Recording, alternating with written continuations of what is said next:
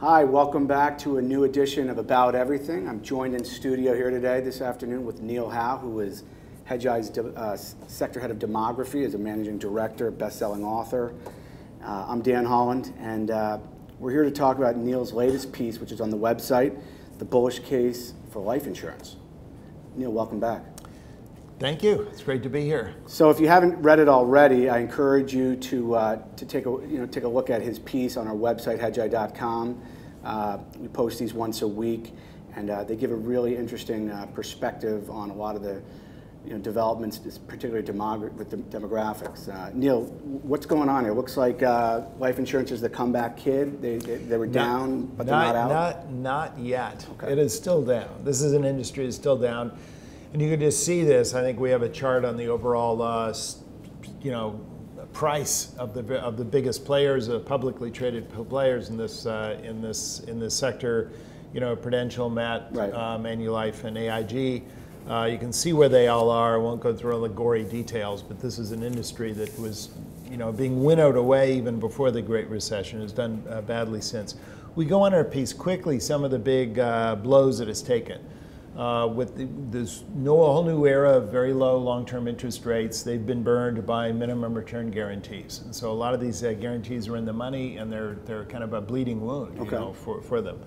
Another one I think is demutualization. So in the late '90s, a lot of these big companies became publicly traded. Right? It's just like a lot of some of the big hedge funds and banks. A lot of people went that direction. That was a difficult one because now they have to justify their quarterly returns. This is difficult for an insurance company. You're making, 50-year obligations. Right. You're balancing very long-term assets and liabilities. I think another one has been too big to fail regulation. Some of the biggest players, certainly AIG, right. Prudential, and Met, are what they call sci-fis. And the competition from other savings vehicles, I think that's probably the biggest. It's so easy for people to go out and save in all kinds of different ways, in their 401ks and their IRAs and their KIOs and their SEPs, and increasingly in very efficient, low-cost, tax-deferred ways. And so this is, most the share of people that own any kind of insurance, particularly under age 40, has really gone down. Right. That includes term insurance. So these are the problems. Yeah. Here are now let's just cut to the chase. What are the opportunities for this industry? I think most of the problems have been priced in. So the low prices, the struggle they've had have already been reflected in the price. Here's some, I think, that just a little bit of a contrarian take here, but I think here's some of the things. One is that all working age adults today, particularly Gen Xers who are in their mid-30s to mid-50s, face a retirement savings crisis. They aren't saving nearly enough. We have some interesting charts we'll show you on the enormous reduction in financial assets of the median household and catastrophic reductions in net worth because these people have borrowed so much. They don't have much time left. Yeah. And public programs are not going to come to their rescue because these public programs are already burdened. We don't know how we're going to afford to pay for Medicare, Medicaid, and Medicare. Should we change Gen X to Generation Screwed, Neil? Is that the new the name? Well, part of the way they get screwed is all the savings they're going to have to do. Right. So and that's going to be difficult. It's going to mean we've already seen the personal savings rate rise steadily over the last 3 years. I think that's going to continue. It's going to be a drag on the economy, but it's going to enable these people to rebalance their household balance sheets, and prepare. And I think a fair amount of that money is going to go into insurance. I think X is late to the table, but they will be at the table. Okay, so that's number one. Number two is demographic change. Well, I should say number two. I think in the report, the next thing I mentioned is very low rates of return. Now, if you talk to people in the insurance industry, they'll say low rates of return, that's terrible. Not only did we get burned by those guaranteed return, clauses, right. but it just makes it so unattractive. Who wants to? But what they don't get is that everything is unattractive today. So there is no better alternative for households. Here's the killer. when they're expected over a long period of time, low rates of return actually get people to save more, not less. Because if a target rate saver has to save more with low rates of return. And this is where a lot of people don't get it. In fact, I think most of the central bankers around the world haven't gotten it yet, which is that reducing interest rates for a short period of time, yes, does encourage spending and discourages saving, which is the intention with QE3 and all that stuff. But when you lower rates indefinitely, and the expectation that it will be indefinite, the opposite happens. People have to save more in order to actually achieve the same degree of savings. So I think favorable demographics in the near term. We have a lot fewer midlife people who are good. We actually have a decline in the number of midlife people and a huge rise in the number of young adults, people moving in their 30s and 40s, the famous millennials, whom you love so much, you know, Dan. And then finally, and this not last but not least, is the fact that millennials are extremely risk averse, and they love the idea of insurance. And we cite some surveys in here showing that millennials are the only generation that thinks that life insurance is up there with retirement savings plans as something you should get. We find that when they're offered as voluntary plans in the workplace, millennials, a surprising share of millennials, go after this stuff. And it's part of this kind of new risk aversion. And we end actually with a wonderful advertisement for I think this is Mass Mutual, which is obviously a mutual fund, you can't trade in it. But it's this wonderful society of grownups. They're going out to young adults across the country in places like Boston and San Francisco, and they get all these young people to get together, and they say, and basically their tagline is, being grown up means making a plan, and then the tagline under Society of Grownups is helping you find your inner adult. So you think about it. Boomers grew up with older people acting like adults, always making responsible decisions. And we wanted to find our inner child, right? That's what we want to. Where's our inner child, right? Millennials are growing up with older generations acting like children, not saving. And what do they want to do? They want to find their inner adult. And I think this is going to be a fascinating shift. You're going to see increasing interest in this. And by the way, this program is very popular. I've heard a number of people talk about it. It's very social. You know, millennials like that. They all get to come together and. Right, we've talked about that before, yeah. So before we go, we've got a bunch of questions in the queue here lined up already from people watching. Now, what is the typical age that somebody gets a life insurance policy? Is it wide? Well, vary widely, or for the traditional market for we're talking about permanent life insurance. We're talking about whole life or universal life, a real life insurance policy. That's young adult. So that would be, you know, late 20s, 30s, early 40s, okay? The kinds of products that people buy later in life, and these are what boomers really inflated the demand for in the 1990s and 00s, is your annuities, your variable annuities. And stuff. They're all savings vehicles. They're all mainly just vehicles for saving. In fact, a lot of people put their money in variable annuities, never actually get an annuity at the end of it. So it's just. Anyway, that's the answer. And the follow-up question is, Josephine, if you could pull up that advertisement again on the millennials. Is there something to the idea that millennials are engaged in like prolonged adolescence, and so they're less inclined to step up to the plate, and they're like in prolonged adolescence? But they're saving, they're adolescents in the sense they're putting off making costly decisions. You know, like buying a mortgage, all these things can't afford to do. They have student loans. They have all these other things. It's taking them a long time to get the career on track, but they desperately want to make long-term plans. So we find that the capacity to do long-term, in every survey that we have taken, the millennials are equally as likely to say, I believe in long-term planning as older generations today. And what's more amazing, if you ask older generations a follow-up question, how much did you make long-term plans when you were in your 20s? Instead of being 80%, it's 40%, 30%, 20%, a lot of boomers talking about it. So everyone agrees that millennials make long-term plans. They're very interested when they're lucky enough to get into an employer who offers benefits, they studiously go to the benefit orientations. They call their mom on the phone. They say, what should I get? And their mom's like telling them to do the responsible thing. So They really are focused on looking down the road. They want to be responsible, and I think as soon as employers and benefit companies provide them the opportunity to understand how to be responsible, which is the whole purpose of this, Mass Mutual thing we're showing. Exactly. Instead of calling their mom on the phone, sometimes they yell from the basement, right? There you go. So let's go to the queue. Okay. Hi, Neil. The National Retirement Risk Index shows that more than half of Americans aren't putting away enough to retire without a steep drop in living standards. Do you know what the average rate is or what should be expected? The average rate of what? Let's see here. I think it's the. You mean how much more they should save, right. Or? Do you know what the average rate is? Average, maybe savings rate, for retirement. It's kind of nebulous. It varies. There's another calculation we didn't show here, which you go back and look at. By the way, this is trying to remember where that was. Did we have that somewhere? Yeah, didn't we have that somewhere here? This is Alicia Manel. And she has this large group at Boston College. She's been doing this for a long time. She's been studying Social Security since the early 80s. And she is an institution in and of herself. I mean, she has a large center there. She's very good on the subject. And if you're interested in this, you should actually go to her center. They have a big website and take a look at it.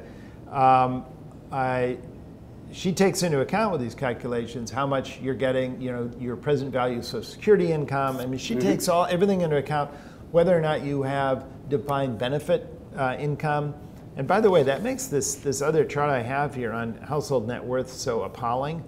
This household net worth is falling, but remember this, the defined benefit pension is not included as part of your household net worth. And there are fewer defined benefit pensions than ever before. That makes the problem facing Gen X even worse. That's interesting. Another follow-up question. Over the last 3 years, the savings rate has started to increase. Do you think this is because people are optimistic about their current financial status or fearful of what lies ahead? Oh, it's the latter. Fearful There's of no what lies question. ahead. I mean, if people are now positing that their future will be one of slower growth, we have very little wage growth today, very little productivity growth today. Right. So it's a combination of the fact that people aren't expecting to earn as much in the future, and there's going to be very little rate of return accumulation. There's very little compounding effect either. So you've got to save a lot more. And I think that what's happened is several years, and it varies for different people, but there becomes a point as the years go by after the Great Recession where you say, this is the new normal. It's not going to change. I need to get busy now. Right. Do you back to that advertisement? Do you think more life insurance companies will start targeting millennials like Mass Mutual's Society of Grownups? Is that something that you're seeing, that people are taking that into consideration? This is the only large project that I've seen, which means it's an opportunity, and you should be looking for people who take the lead. I think millennials, particularly, what they like is to be guided. Okay, most older people don't know how to. In today's totally confused market for health insurance, tax prep, inheritance and bequests, I don't know where to begin dealing with those things. And I've been around for a while, on this planet. If I were starting out today and looking at that world, I would be petrified and utterly confused. And I think the big new market, everyone tries to think about, robo-advisors, taking over brokers. What the brokers should be doing is, instead of just looking at portfolio management, they should be looking at actual life advice for these kids. There's an infinite market in that. Right. We see all those headlines recently about Prince not having a will when he died, and a lot of people they said there's an uptick. They're seeing an uptick in people actually preparing these these documents that they left on the side for years and years. Here's a question on the investing implications. Your insight there. Do you think now is the right time to get long some of these names? What should be the minimum duration of the investment? More of a is this a tail call here? Yeah, I think it is, because right now the macroeconomy is so uncertain. I mean, you just have to go on our macro show, right? I mean, you just hear about us talk about seesawing back between sloth and reflation. We're going back and forth. Financial asset managers and financial service companies getting hit on 1-2 week cycle, and so it's very difficult right now. But I would say if you're looking beyond the next year, just 2 years, 3 years, I think this is a good opportunity in terms of individual companies. I'm a big fan of Stephen Kandarian, who's head of MetLife. I think he's done a great job. He actually got MetLife out from under their sci-fi designation, so they're no longer considered to be a too big to fail, organization, and get out all those regulations. I think he's been pretty farsighted. And MetLife has done reasonably well relative to these other companies. I think the one that's really dicey, of at least of these four here, Manulife is okay. I mean, they're Canadian. They have a lot of Canadian customers, a lot of Canadian assets, which, because of the whole energy thing, you have to be able to look out for there. I would say AIG is just really risky, and so I wouldn't recommend AIG because you've got Icahn on the board now. He wants to chew it up and spit it out, right? I mean, that depends upon a lot of other things. But I'd say MetLife, Prudential, and Manulife are good. If you were to choose between the three, I would choose MetLife. Yeah, I mean, there's a great chart that you showed, the first chart in your piece that's on the website. The Prudential, MetLife, trailing the S&P 500, fairly significantly. Yeah. No, they have not done well. What I really like about Kandarian is that he basically announced. He's the CEO. Yes, he's the CEO. And he used to be CIO, so he was managing all their portfolios, and he made some pretty good decisions. They got MetLife out of mortgages just before the mortgages collapsed, or at least he got them partially out of it.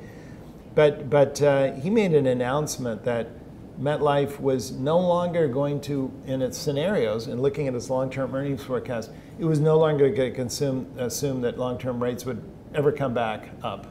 Which I just think is great. It's just, if only the CBO and IMF and World Bank would, bite the bullet like that. The 10-year yield today was, 166, 170, 167. It's amazing, I know. Which has been one of our, main calls that we've been trumpeting.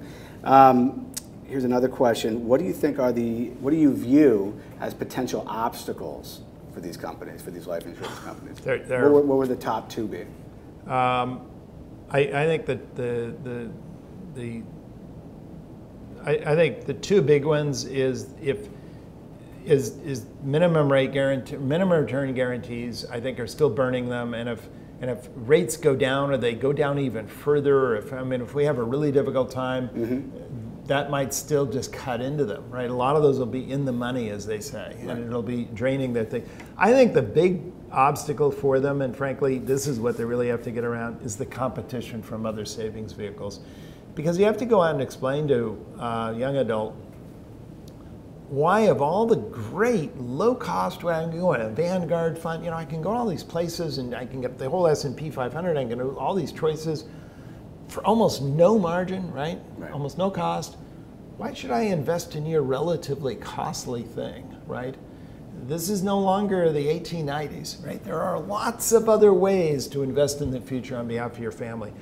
And I think that this is where it requires a high touch approach. That's why I was saying we're talking about Mass Mutual, why that's so great. Actually go out and actually address their personal concerns, because mortality events, what's going to happen if you die versus your family, often your young family, and how do I not outlive my savings, kind of the annuity part of that, is something I think would resonate to millennials. That's like one more risk. You can, and millennials will think like that. They'll think they're kind of menu driven. Oh, I avoid all that risk by doing that. Bing, punch that button, it's done. Okay, I feel better.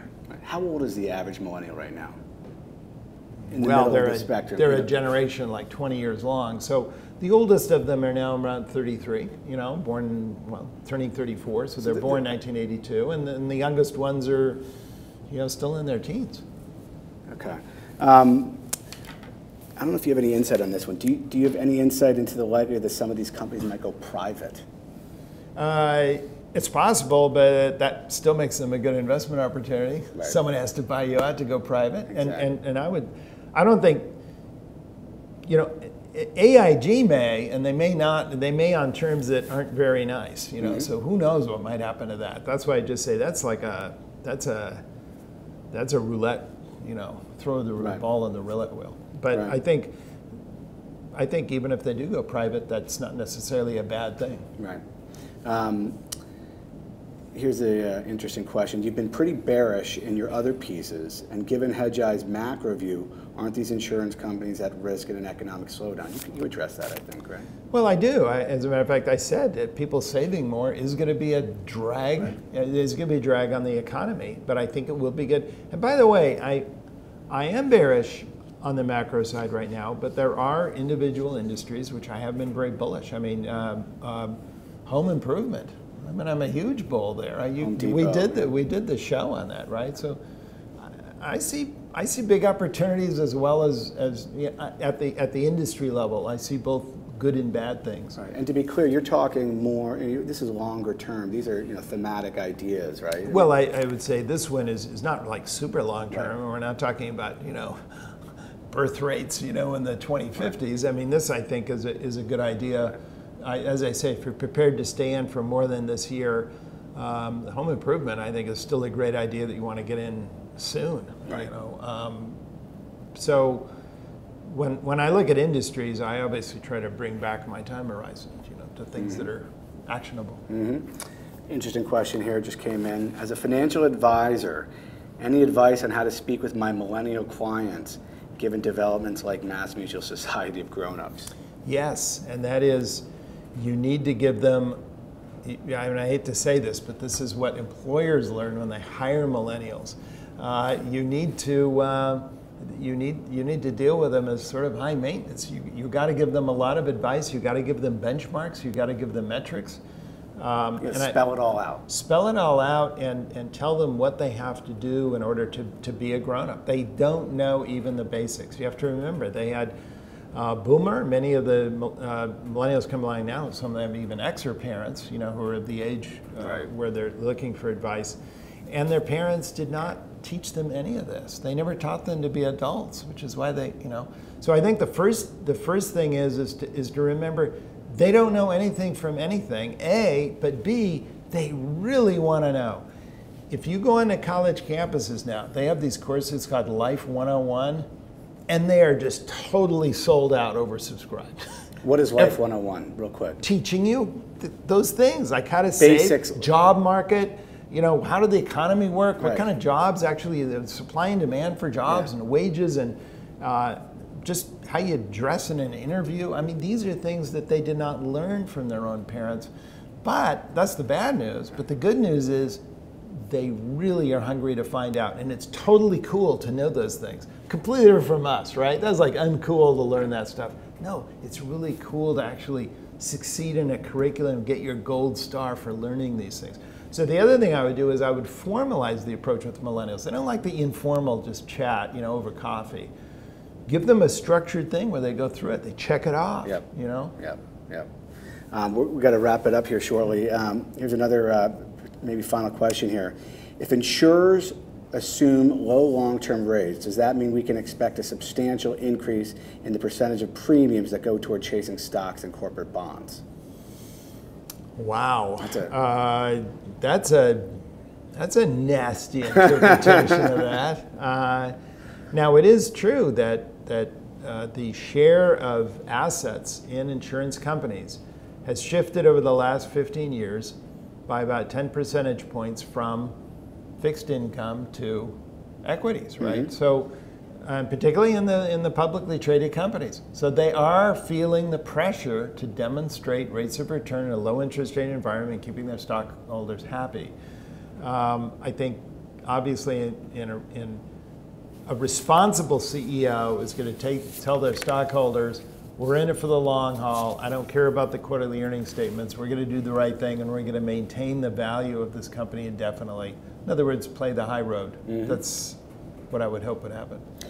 Well, there you have it with Neil Howe. I encourage you to go check out the article on the website, our website, Hedgeye.com. Really interesting stuff here today, Neil. Thank you so much for joining us again. Well, that's it for us today. We look forward to seeing you next time.